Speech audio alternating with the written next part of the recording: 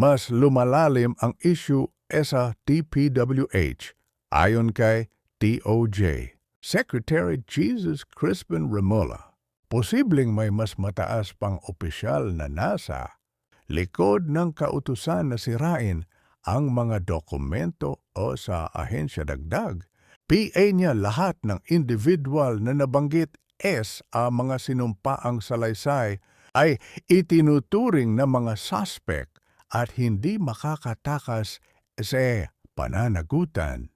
While he's signing, Secretary Remulla, Anderson, you have a manifestation to make before the committee. Yes, sir. Good morning, Mr. Chairman. Good morning, members of the committee. Due to the gravity of the allegations in the affidavit, and it being a sworn statement, I believe that this will be very helpful to the Department of Justice and the Witness Protection Program in trying to file a case as soon as possible, as this is the demand of the people. This is what the people of the Philippines want. So, in that regard, Mr. Chairman, I hope that I will be allowed to bring Mr. Alcantara to the DOJ this morning, so that we can evaluate his affidavit in full, given all the annexes, and that we can also ask him to sign certain documents that may be necessary to pursue the manufacturers mentioned in his affidavit. That is our request, Mr. Chairman, on condition that you have to bring him back after lunch, so the members of the committee may also propound questions. No. Yes, sir. We will bring him up, but we'll bring him back by 1:30 to 2, sir. In the meantime, they can read the affidavit, the signed affidavit, so they can prepare their questions later. Yes, sir. Any objection? Hearing none. So, the manifestation or the request of the Secretary of Justice is hereby approved or granted for a while. Mr. Secretary, meron lahat ng tatanungin si Vice Chairman S.A. Inyo. Thank you, ma'am. Sandali. Anyway, you're the Vice Chairman. Go ahead. Thank you, Mr. Chair, May question lang po ako kay Secretary Remulla. Mr. Chair, yung pong, sinasabi na wide strip, widespread according to IAI yung, Independent Commission for Infrastructure na meron daw po empleyado ng DPWS na pinagsisira po yung mga dokumento. Ito po ay, parang itinatago, Mr. Chair, ang tanong kay Secretary, ito po BAI. Makakasuhan na rin ngayon dahil mukhang malinaw PA sa sikat ng araw na may tinatago. Removal, concealment, at destruction po ng mga documents. SA, Mr. Chair. Yes, sir. We can file the cases immediately. So marami po yatang violation nito, Mr. Chair lang. One last question for the Secretary. Falsification din po ng public officer employee under Article 171, violation of PD 1829 at saka violation Republic Act 9470. So lahat po ito ikakaso po, ikakarga po ito. Pwede po ikarga, depende po sa facts of the case lang, SA mga allegations natin, tsaka SA ating ebidensya na identify. Niyo na rin, Mr. Chair, nasabi na po ba sa inyo ang isa ng asay. Kung sino pong tao na ito, hindi PA ho ang ICC po. Kahapon lang kami nagsimula makipag-usap SA kanila. Pero in due time po, tomorrow po, ako mag-a-appear SA ICC. Maraming salamat po, Mr. Chair. Interjection. Mr. Chair, with the indulgence of the Vice Chair. Salamat, Mr. Chair. Kay Secretary Rimula, sir. Say, pagkakaalam po ng DOJ, meron po bang mataas na tao na nag-utos SA itong report ng widespread destruction ng mga dokumento kaugnay nung iniimbestigahan ng Blue Ribbon Committee? Wala. PA ho kaming nakukuha na ano. Pero, iniimbestigahan ho ng NBI yan. Salamat, Sec. And may mga crucial documents. BA na nawala na SA atin. Both SA Department at SA Blue Ribbon. Usually redundant naman ang documents eh. Redundant yan. So I think that we can still establish those documents. At least the duplicates of the documents would still appear. Paasahan po natin na may copies PA, may duplicates PA. Yes, sir. Salamat Secretary, salamat po. Mr. Chair advice. Meron din akong gustong i-clarify kay Secretary Rimula. Hindi po limitado kay Henry Alcantara ang inyong pagkonsidera at least pag-consider na may maipasok PA sa program. Hindi po BA, hindi po it's not limited to him, As the hearings go on, we will evaluate everybody and the value of the evidence that they can present at tsaka. Siyempre po yung vantage point kung saan sino talaga makakapagturo SA mga salarin kung ika nga. So pwede rin pong matanggap SA Witness Protection Program. Ang mag-asawa ni Diskaya. Pwede rin si Bryce Hernandez as maski sino SA, mga resource persons natin depende sa inyong evaluation. Opo at SA, ngayon po, we can if they apply, we can consider them protected witnesses. Already, pwede na namin bigyan ng security ang lahat ng mga nag-a-apply. Ang kailangan lang po dito talaga, yung evaluation as state witness, malaki yung pagkakaiba ng dalawa.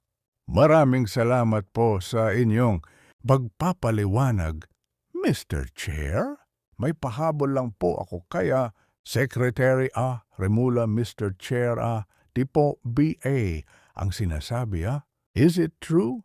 Pag ikaw po ay naging state witness, absoluto ka na po dun SA kaso wherein kasama ka, just point of clarification, Mr. Chair, I'm not a lawyer, so pakipaliwanag nga po, as a state witness, hindi ka na po matcha-charge SA kaso na, yun tama po BA ito. Kung na-charge na po, pwede ho ma-discharge ng court, pero pwede rin hong hindi namin i-charge.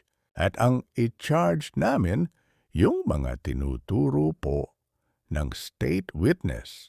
Kung siya po'y maging state witness at SA ang mahalaga po, rito yung magiging agreement ng DOJ SA magiging state witness ay hindi ho sila mag-violate ng mga patakaran na nakalagay po sa Memorandum of Agreement between the state witness and the Department of Justice.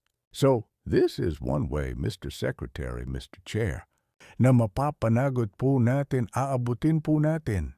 Yung pinakamataas dito, Mr. Chair, yun po yung idea.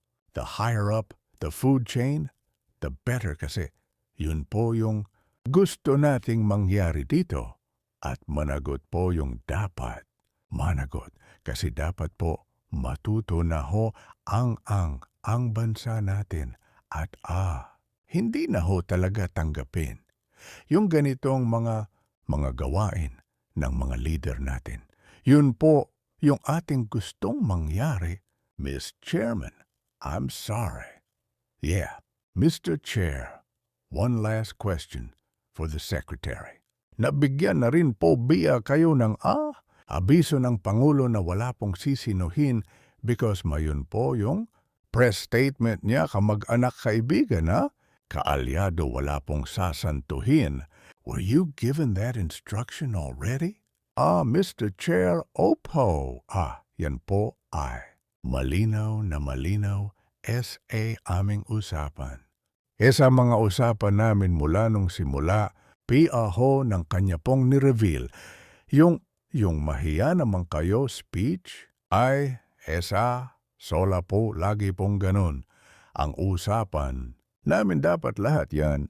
Managot na panagutin natin lahat, wala tayong pipiliin. Quick, question for the secretary. Other members who want to ask questions, can we go back to the original guidelines? No laid out by the Chair Yung in their order of arrival. So kung may tanong halimbawa, may tanong si Senator Pangilinan, siya po nauna rito papayagan po siyang magtanong. Kung wala naman para makapagtrabaho na rin kayo, pag i-evaluate ninyo, susunod-sunurin na lamang, sir. Si Pangilinan, yes, no. Just a manifestation that, pagkatapos pong ibalik dito, si Ginoong Alcantara, kasama rin ng Secretary of Justice, mamayang hapon, pwede ho dadating. Po ako, sasama po ako. Okay. And maaari na ring ma-update dun pag-uusap ninyo. Pagbalik po ninyo dun na lang po ako magtanong. May mga bagay po siguro baka executive session natin pag-usapan. Yes, with that. Wala na po akong tanong kay thank you, Senator. Kiko, Senator Bam. Quick question for the Secretary. Secretary, pagdating SA, pagbabalik ng pera, tama, BA na pwede tong gawing kondisyon pagpasok Witness Protection Program. O pagiging state witness o hindi, kasama ang usapin po ng pagbabalik ng pera. Ang kasi ang pagbabalik ng pera, yan po ay inuutos ng korte. Pero para makita natin ang good faith ng isang testigo, isang tanong po yan na binibigay natin kanila. Kasi kung gusto nila maprotektahan, dapat yung full good faith solid talaga nila. Yun po yung isang test natin, kanila, and hindi wala yun patakaran. Pero isa test po kung reliable po yung witness o hindi, Mr. Secretary, palagay KO po yan ang hinihintay ng maraming tao. Kung meron pong mag-state witness, mahalaga na maibalik po yung pera na ninakaw po sa ating bayan. Opo, salamat po, Mr. Chairman. Just very quickly lang, just a follow-up. Very quick, go ahead. Yes, at dun usapin, kasama BI na usapin ng good faith Ilalabas niya lahat ng mga accounts niya at ipapaabot inyo hanggang kaya pong mamakuha testigo. Yan po yun talaga. Mga gusto nating mangyari accounts and amounts. Opo, kasi may dalawa naman tayong proseso. Rito, pwede itong hingin kanila. Kung di naman nila ibibigay, andyan naman po yung ating Anti-Money Laundering Council na pwede mag-freeze ng accounts at yun lang po, papa-forfeit lang po natin sandaling bayan. Pagdating ng panahon, willing, si Ginoong Alcantara na ngayon sasabihin niya.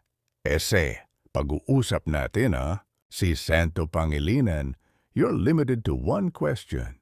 Yes or no lang, mamaya na lang tanghali. Oh, yes or no lang, Mr. We will ask him. I think that, he has signified his willingness to do that already. In a prior message to one of the contacts in the Senate. Sir, and for the record, Mr. President, si Ginoong Alcantara is nodding his head. Hindi man siya nagsumagot, he is nodding his head. Thank you. Thank you, Senator Risa. Our quick 2 follows up SEC. Dun SA kaninang issue ng reported na destruction at tampering ng mga DWDH documents. Kaugnay nitong investigasyon, may suspetsa na po. Biya ang DOJ kung sinong mas matataas na taong maaring nag-utos niyan. Posible pong mas mataas. Yan po yung ating tinitingnan. SA loob po ng opisina ng DWDH. Tsaka lahat po ng pwedeng mabanggit SA, mga sinumpaang salaysay. Yan, wala hong makakatakas dito pagdating SA suspetsa. Everybody is a suspect pagka nandito na po sila. Everyone is a suspect all the way up to the top of food chain. Ikaw nga, sa DW po, opo. And lastly po, kung mayroong man kayong ma-establish na importanteng dokumento na na-tamper na o na-destroy na paano, pong gagawin paano po bubuuin yung chain of evidence tungkol SA iniimbestigahan ng committee, we will have to resort to secondary evidence. Pero, yeah, that is an accepted mode under the rules of court and under evidence at para ma-preserve. Po yung secondary evidence that still exists, probably right now. Meron po bang magagawa ang DOJ na pigilin na itong reported na destruction at tampering ng dokumento dun SA kabilang department ng DPWH, yung nga pinag-uusapan na ho yan. As we speak ngayon, meron na ho kaming mga taong nakikipag-USAP sa kanila. Salamat po, Secretary Mr. Chair.